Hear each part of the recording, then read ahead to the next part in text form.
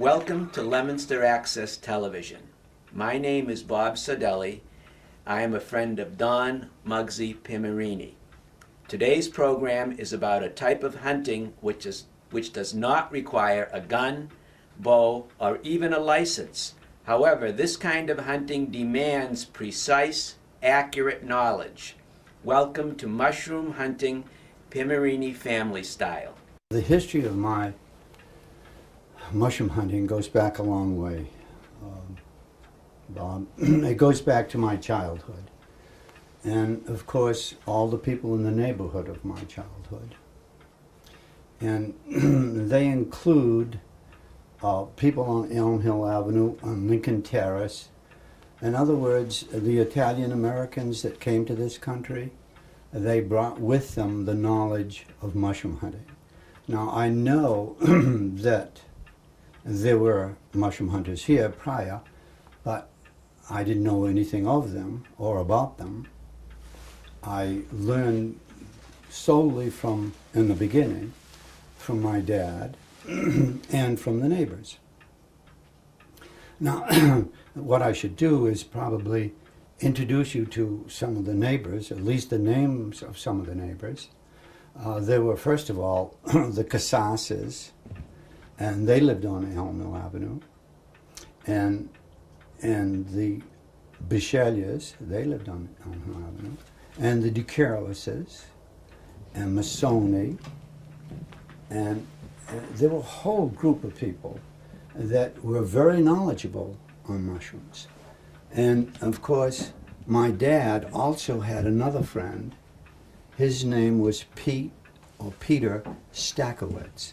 He was a Polish American, and he had a little different knowledge about mushrooms than my dad and his paisano friends. In fact, he introduced my dad to mushrooms that the American Italians, or Italian Americans, did not know about. And that expanded his knowledge, and in turn passed on that knowledge to the Piermarini family. And what I'd like to talk about this morning is the Piermarini family and their knowledge of mushrooms, starting in the 30s, and that's, I was born in 28, and right up until present times. And what I'm hoping is that you have some intricate knowledge of mushroom hunting, the Piermarini style, okay? Now, the hunting is just one of the processes of the enjoyment of mushroom hunting, because there's much more to it. The Italian Americans brought with them the idea of picnicking out in the open. And what I'm hoping I will do this morning is illustrate to you some of this type of lifestyle that I've lived with in the last 70-odd years. So to begin with, I have to start in the beginning. And the beginning, a little genealogy, just to let you know about the Piermarini family, the people from the Viscaloid district, and the people from Lincoln Terrace. The reason I want to illustrate this with a little more clarity, I'd like to get into the genealogy of the family, and that will give you a little more class on why I'm interested in the mushroom hunting. And of course, it goes back quite a few years, and I'll have to start in the very beginning. Well, Bob, I'd like to continue and explain what this is all about. And I'm going to cover the genealogy a little bit with you on the Piermarinis, and I'll do that right now. To begin with, Bob, I had a grandfather whom I'm named after. His name is Mugsy Piermarini, and I have a photograph of him right here. Mugsy Piermarini, and he lived in a small village northeast of Rome on the base of Monte Vittore, and it's in a small town known as Piritare. Okay, and this is his wife, early in the 20th century, and her name is Lucia Valeri Piermarini. And in the course of their life, their children decided to emigrate to the United States. And they did, and in 1947 my dad photographed them all, and this is all of them on Lincoln Terrace. Well, actually on Crown Street, but most of them lived on Lincoln Terrace. The people from Piritare emigrated to Leominster, many of them, but they settled in on Lincoln Terrace. And Lincoln Terrace seemed to be the place where the Marchigiani showed up, and they were from the province of Marche in Italy. And most of them were from the small town of Piritare. Well, eventually, my dad married, and he married a Casasa. And that woman there that you're looking at is 1921 marriage of Gasparino Piermarini and Eugenia Venerina Casasa, who lived on Elm Hill Avenue at the time. Now, I'd like to go back for a moment, if it's all right with you, Brian, and just show you the names of the family. You can see that I had two uncles. One is Tony. This one's Tony. And this one here is Barone. And they lived on the Lincoln Terrace at one time or another. And then this is my dad, Gasparino. And this is an aunt, Maria Valeri, and this is Loretta Piccolomini. Of course, these are their married names. The reason I'm illustrating them is because they too were knowledgeable about mushrooms. Now, in the course of living on the Helmand Avenue, I became acquainted with mushroom hunting to a degree. But I remember one incident in particular. I was down in the ball field playing with the rest of the gang. I was probably 5, 6, 7 years old. And there was a DeCarlis, I think it was Dominic DeCarlis, I'm not sure, I'll call him Mr. DeCarlis, walked by with a basket in his hand like this. And it was empty. And later on, we saw him again, and we would yell to him, you know, hi, Mr. DeCarlis. But the basket now had a cover over it. It was all covered just like this. And I often wondered what he had in that basket. So I used to talk to my dad. I said, Dad, I see Mr. DeCarlis. He comes off of the railroad tracks from the little hills, and he's carrying that basket, but he always covers it when he gets back. And he said, well, he said, you're going to learn that Italians keep secrets. And when it comes to mushroom hunting, they're experts in keeping secrets. What was in that basket were mushrooms. Did you see where he was going? I said, no, he just went right up the railroad track. He said, next time, watch carefully, because that's a standard practice among mushroom hunters. Keep your secrets secret. Well, I think that's enough on mushroom hunting stories. There are many others. I suppose I could tell you one other, Bob, and that is, in the course of living on Elm Hill Avenue, we used to go in the dad's car. He had a 1928 Hudson, and we would go, and I'm probably 10 years old, and we were on Leggett Hill. I don't know if you're familiar with Leggett Hill. Well, when we're on Leggett Hill, we're collecting mushrooms, the honey mushrooms, stump mushrooms. The Italian Americans call them stump mushrooms. Eventually, I begin to know what their generic name is, but we call them stump mushrooms, the honey mushroom. And we collected a lot, and I kept them in the back seat or in the trunk of the car, many. And then one day, I'm there, I'm walking around collecting them, and my dad yells to me, close the door and take your jacket off and cover those mushrooms. I said, okay, I'll do that. You know, you're just a kid, you're going to do what your dad says. A car pulls up. My dad steps up. He says, Ascenzo, how are you? ¿Cómo estás stasera? I said, I'm good, he said, I'm good. He had his buddy with him, Dolphy, right? So the two of them come out. They're both working at the Viscoloid. All of them work at the Viscoloid this time in history. And Ascenzo says to Gasparino, hey, Gasparino, did you find any fungi? And of course, Gasparino says, hey, Ascenzo, there aren't any. I have looked everywhere on this hillside. There's nothing. The weather is bad. There's no rain, no mushrooms. And Ascenzo says, oh, that's too bad. I'm doing the same thing. Nothing. I've been down on Litchfield Street. I've been along the rail tracks, Elm Street. Nothing. So in the meantime, I walk around. I'm getting bored. Listen to these old Italians talk, right? They walk back and forth. I walk over and look in the back of their car. They have twice as many as we do. They have 2 bushels of mushrooms. They forgot to cover them. When I went back, I told my dad, I said, Dad, he says, keep quiet. Don't say a word. He said, I know they have mushrooms.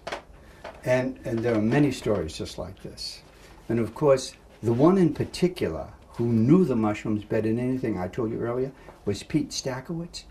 He was even better in hiding the mushrooms than I was, or my dad, because he would find mushrooms that I'd like to show you right now, that some of my Italian friends of my dad did not understand. So what I would like to do is illustrate, if I have time, some of the different mushrooms that Pete Stackowitz showed to my dad. Bob, in order for us to understand what this is, concept of the mushroom hunt is about, I should illustrate some actual specimens. And I went to the local store and I bought some actual specimens so that you can understand them. Now, in order for me to clear up what I have in the basket, I should illustrate the basic idea of what a mushroom is. And you can see just by this illustration that I have a cap, and there are gills underneath, a stem, and then if you look carefully enough, there's kind of like a root system underneath there. Well, we don't call that a root system. We know that that is the growth process of the mushroom, and the name is a mycelium. Okay? And I've also indicated a little cup here. I have learned over the years that when you go mushroom hunting, is you bring with you your jackknife, okay? And your jackknife is there for a purpose, and that is you dig up at the mycelium underneath, pull the whole mushroom up so that you can see whether there's a cup or not. And if there is a cup, then you throw it. You don't keep it. And if you have your doubts about this, whether it's edible or not, I leave an information quote to you, and that is, when in doubt, throw it out. Okay? If you see a cup, you don't collect it. Okay? That's one of the first things. The second type of mushroom that people recognize is one like this. And it has a cap, but it doesn't have gills. If you look at it, there are pore openings underneath. It's kind of a spongy layer. There's a stem, there's a bulb on the base, but it's enclosed. There's no veil. And the other thing, there is a mycelium. Okay, so I'm going to illustrate to you some of these mushrooms, but I cannot illustrate this one because you can't buy this mushroom. This is a bolete or Boletus edulis. And what I thought I would do is start, first of all, with illustrating this type of a mushroom I have right here. Now, you can buy this in the local store, And you refer to these when you buy them as a portobello. You see it? And what this is actually is a horse meadow mushroom. And the way you can identify it is, if you see it in the wild, it has a chocolate-colored gill slits. Can you see those chocolate-colored gill slits? All this area in here. And it has a nice odor to it. Now, I have to tell a little story about these little creatures. A friend of mine, Bill Saliba, who's a mushroom collector, called me one day and he said, Mugsy, there's a ring of mushrooms across the street from where I live, and I don't know what they are. I said, Bill, I'll be right up. So I jumped in my car and I went up to his house. We walked across the street into an old orchard, and it was the most amazing sight, and me without a camera. There was a 30-foot diameter fairy ring of the horse meadow mushrooms. And what I have is, I have an illustration of them right here. Okay. And this illustration shows the size of these meadow mushrooms. It's the same mushroom that I just showed you right now that is fresh.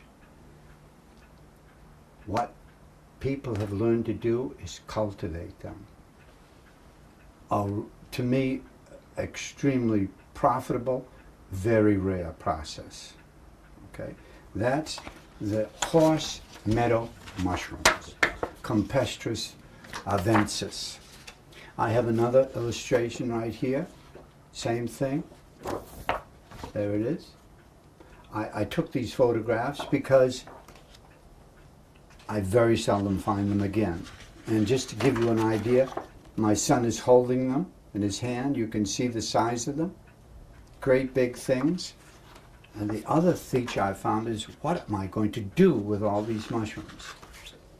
What do I do with them?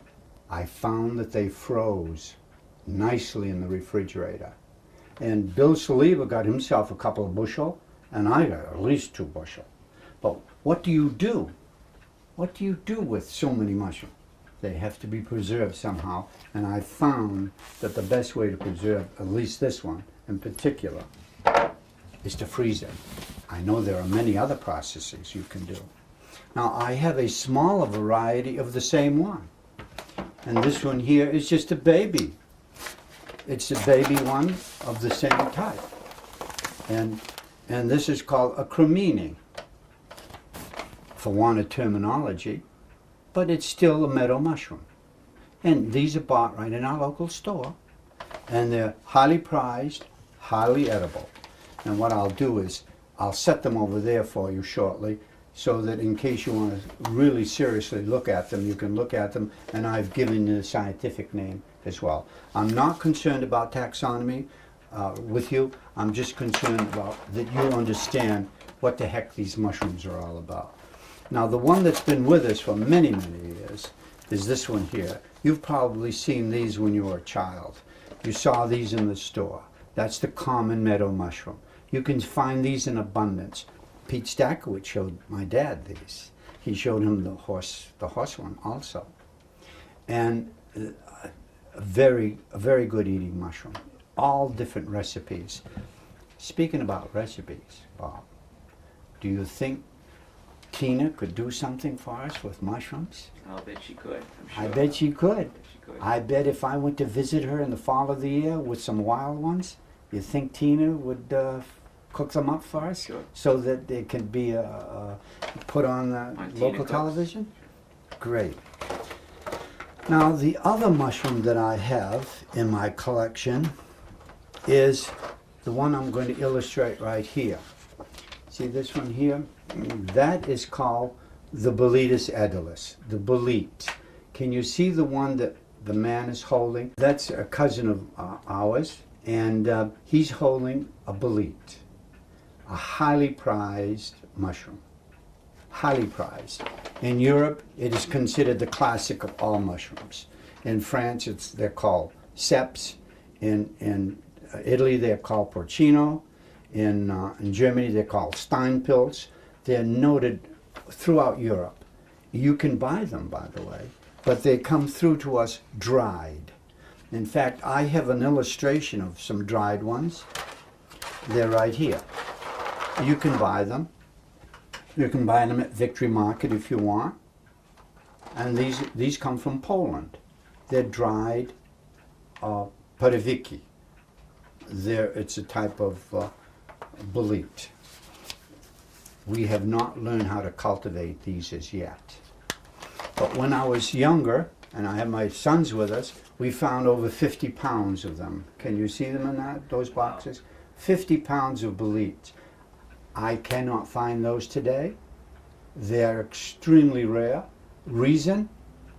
Housing developments have moved into the areas where I collected them. Though they're still found, if you go into the high country in New Hampshire and Vermont, you can still find these boletus. Boletus edulis. Okay. Now, the other mushroom I have in here, I happen to just find in the marketplace, is the morel. The morel is a mushroom that comes out in the spring of the year, and it's highly prized. I suppose I should tell you one story about the morel. I have a friend that lives in Waterville, Ohio, and I see him every summer, and he knows I mushroom collect. And one day he was talking to me about the morels. I said, well, you realize I don't find too many morels. And he said, well, where I go, he says, they're plentiful. But you know, we keep it a secret. I said, you mean the people in Ohio do the same thing we do? He said, yes. He said, I will park along a riverbank and I will walk a half a mile to my site, collect, and then walk back. No way will I park my vehicle next to where the site is. And he says, and I can get a whole bushel of them. A whole bushel of these morels? Let me show you what it looks like. The ones that I found with my son in Syracuse, New York, just this last year. He called me up, my son Stuart, and said, Dad, the morels are out. I said, Stuart, don't kid me. There's no such mushroom around here. He says, in Syracuse there is. So I went up to visit him. I had the grandest time collecting these things. Nancy was better than I was in collecting them. And we found them everywhere. In fact, here's another photograph of us. I'm out with my mushroom gear on. See my hat and my basket. And here's another shot of us with the morels. Morels are highly prized and very edible. And here's a single shot. See, there's a single shot of, and they're good size. Not like those dried ones I just showed you. These are. So those are the morels. Now there is a third type that's highly prized in the area, and that's the oyster mushroom. And I was able to find some oyster mushrooms at the marketplace. Now the oyster mushrooms are called Pleurotus oystriatus, or the oyster mushrooms. Highly prized, very good eating, a nice odor to them. They can cook up beautifully. They can also be frozen. If I do visit with Tina in the fall, I'll show her how to make some great recipes with this. Okay. I don't have any photographs. I couldn't find my photographs on the oyster mushroom, but I did find them of this one in particular. This, to me, is the king of all mushrooms. And much to my surprise, they have learned how to cultivate this mushroom. In Japanese, they're called maitake.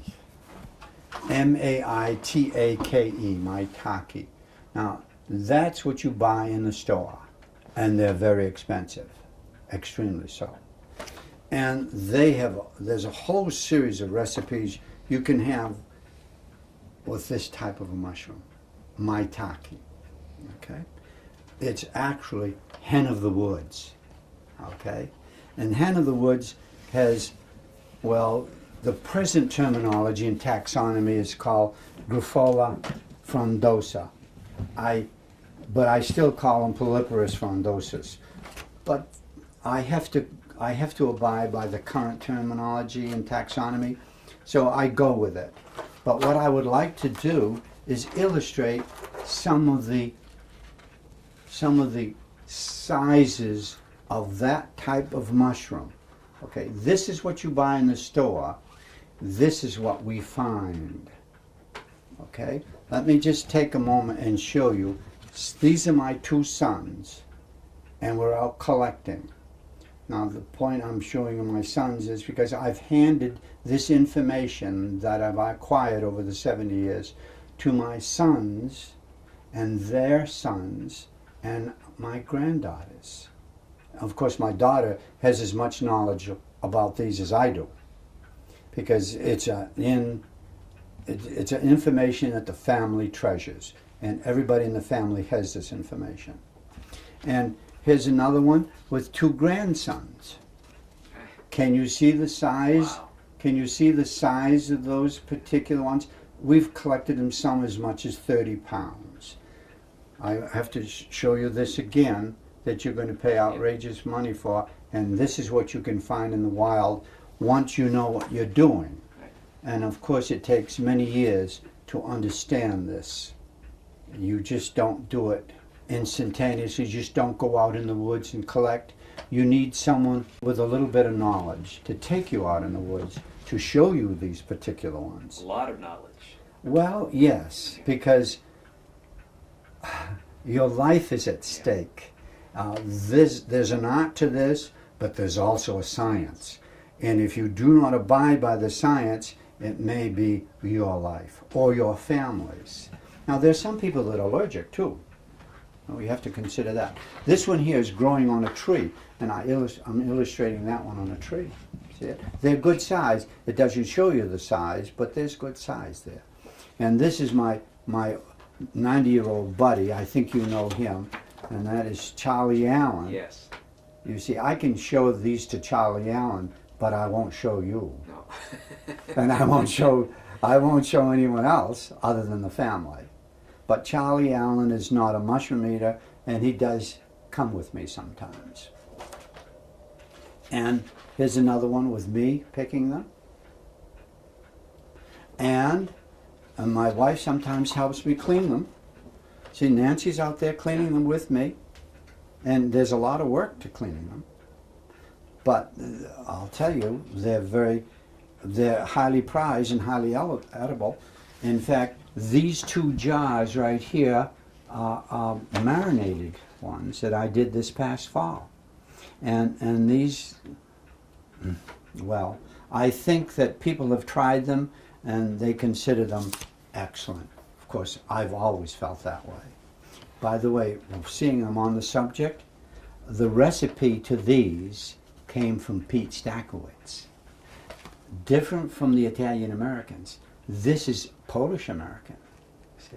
And that's why some of my dad's buddies wanted these. In fact, sometimes my brothers and sisters feel the same way. They'll come up to the house and say, Mugsy, do you have any extra hen of the woods? Or in Italian, they used to use the word barbashing. I don't know what that word means, but to me it is Polyporus frondosus. Here's another one, and that's Audrey Johnson with my wife, and they're looking at the large fronds off of the mushroom. Can you see how it's as big as your hand? Yes. And highly prized, highly edible. Now the classic of them all, okay? Here it is. See how many we can find? Yeah. Wow. Yes, and those are all close relatives, my children, my grandchildren, and very close friends. So Okay. I can see why this is mushroom hunting Piermarini family style. Piermarini family style, Family Bob. activity. This is a family activity, and not only do we do this, but we also do this, Bob. We party out in the woods. My brother brings lobsters from Maine, and we go to the local store, Italian store, we buy prosciutto and parmigiano and all the nice breads and meats, and we have ourselves an outdoor picnic. You see that? There's my dad, Gasparino, and he's eating his lobster. I think he's eating lobster. Yeah, he's eating lobster. And you notice we have a little wine too. That's natural, right?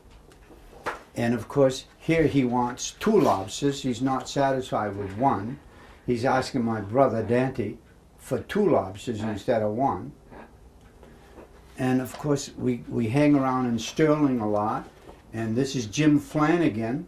He lived on Flanagan Road in Sterling. And he was introduced to lobster. He absolutely loved them. Now, he's about 90 years old. He never had lobster before. But I'll tell you, every time he'd visit her, he'd say to him, "Do you have any lobster?" And my brother would always bring lobster from there. Danny was in the lobster business. And these are my sons.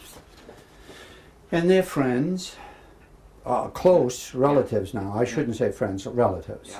The secret of the mushroom foray is kept within the family. Okay? But I'm sharing this information with you. Okay? Same here. Okay? All right. And that's Charlie Allen. Can you see him? You can pick him out. We're on his front yard that day, and we decided, Charlie, if you don't want to come out in the woods with us, we'll set up in your front yard. And we'd bring everything with us. We'd bring the card tables, we would bring all the food, everything.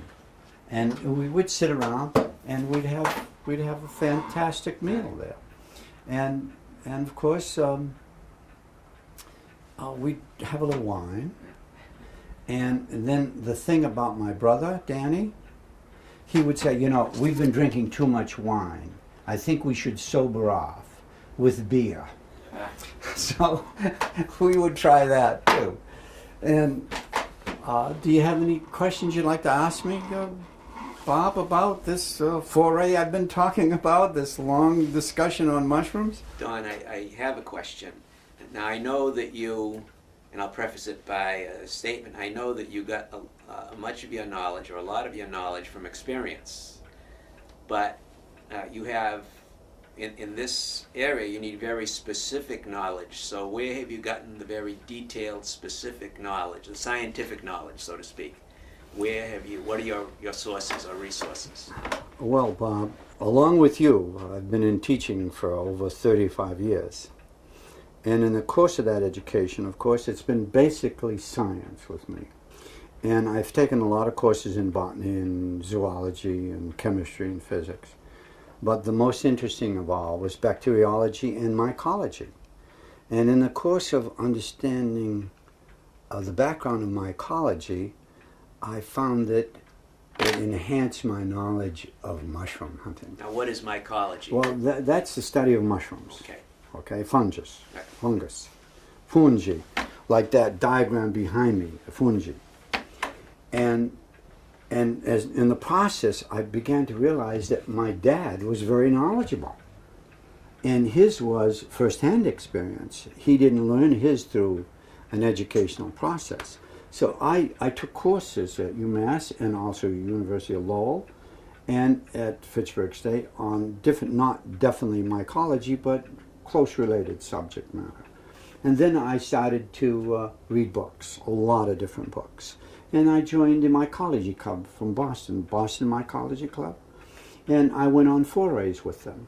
And I began to realize that these gentlemen and ladies were very knowledgeable on mushrooms. But I had a little more information on the aspects of eating them. They were more interested in the taxonomy, the classification, understanding mushrooms, but not in 100% on eating them. Now you mentioned that word taxonomy again. Now what? That's just classification. Classification. In other words, Scientific. you have to know what the generic name is of this, which is Polypus frondosus or Graphola frondosa. And you have to know that this is a campestris. There's two names. There's the common name, and there's a scientific name. And the scientific name verifies your knowledge. And what I did over the years is verify the items that my dad was interested in, my brothers and sisters were interested, with my aunts and uncles and all the neighbors. What were they collecting? Well, eventually, I found out the scientific aspect of all that, which has benefited my knowledge, and it accepted the ability to eat these things. I says, now I can eat this thing because it is edible.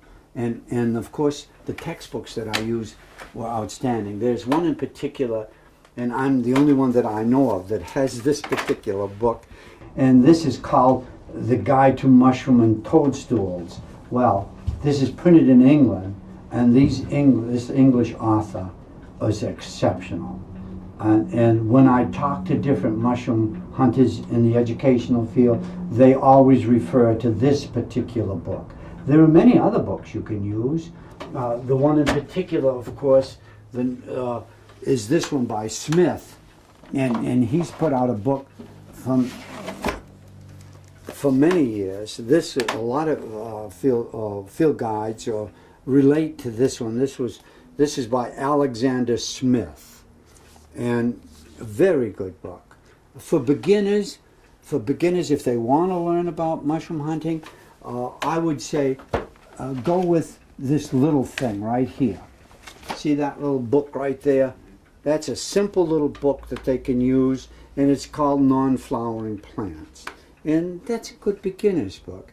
But if you're going to go out collecting, Bob, you have to go with someone that's knowledgeable. You have to go out with someone who knows what they're doing, because you can make so many mistakes. I will give you another case in point if you'd like to listen to it, okay? I received a phone call from a friend of mine, a very, very close friend, and she said, I've just come in and I have collected the most beautiful mushrooms you ever saw. I have a whole basket of them. And I said, oh, really? I said, tell me about them. Well, she said, I went out under the hedge in the backyard, and there was these beautiful white mushrooms, and they were so plentiful, I had to collect them all, put them in a basket. But I don't know whether they're edible or not. I said, well, tell me about them. It was a parasol type. It had a vulva on the base, or a cup on the base, and it had a little veil and little warts on the top. And I said, Connie, what I want you to do, and I want you to listen very, very carefully. I said, how many do you have? She said, a whole basket like this. I said, I want you to very carefully bring them outdoors and dump them where you found them and leave the basket there. Then I want you to come into the house, and with the best soap that you have, I want you to scrub everything. Scrub everything, scrub your hands, and then I want you to go to the phone that you're on right now and wash that. I want you to wash the mouthpiece, the earpiece, and everything. And I said, and don't ever go out there and pick those again. And what she had picked was a poisonous mushroom. Just from me listening to her and telling me what the characteristics of that mushroom was, it was an Amanita muscaria, which is very, very, very dangerous. Okay? Which, now again, remember earlier I said you have to be extremely careful because you could eat the wrong. And what I'm telling you right now is if you want to eat mushrooms, you go out with someone that is knowledgeable, or better yet, go to the marketplace and buy them, just the way I've illustrated here. Buy them, you take them home, cook them up any way you want, and eat them and enjoy them. Okay? Right. What about the 10 best local mushrooms? Well, I think I've kind of illustrated them here that you can buy in the store. You mentioned them. Yes. In other words, what we have done is realize that human beings like a certain type of mushroom.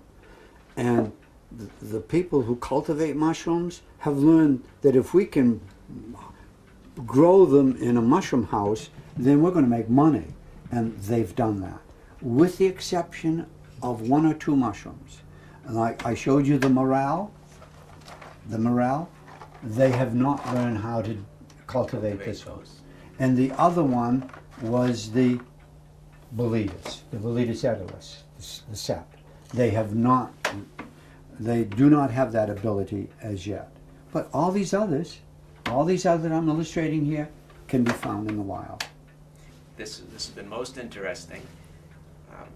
I'm looking forward to perhaps going on one of your forays in the future, in season, during the time when the mushrooms are out. And one of the things that I gained, well, probably the major thing, other than mushrooms, the right edible mushrooms can be very, very delicious, but you have to know what you're doing, as you do, and when in doubt, throw them out. That story you just illustrated to me about your Connie, the lady in Lexington, even the basket which the mushrooms were in, she couldn't use that. She had to leave. That was done. Well, that had to be washed out with a hose. Washed out, and wash everything else, because even the smallest particle of those deadly mushrooms are deadly.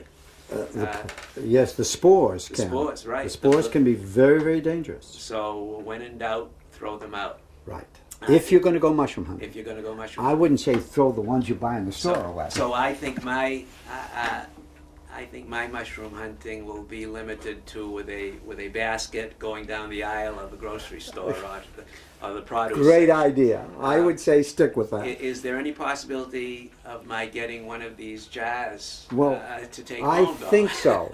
I think I'm going to give this one to you, and Jack already has one, and I'm going to give that one to Steve Donfro for allowing us to use this particular Keystone Lodge or Keystone Cottage for this interview. This very, very Isn't rustic cabin. Absolutely beautiful. It is. It really is. So we're appreciative to Steve and to Jack Selly, Tony Selly, and as usual, all the folks at the Leominster Access Television for bringing this, in this case, this very informational program to us. So thank you, Don, very, very, very much. Thank you, Bob.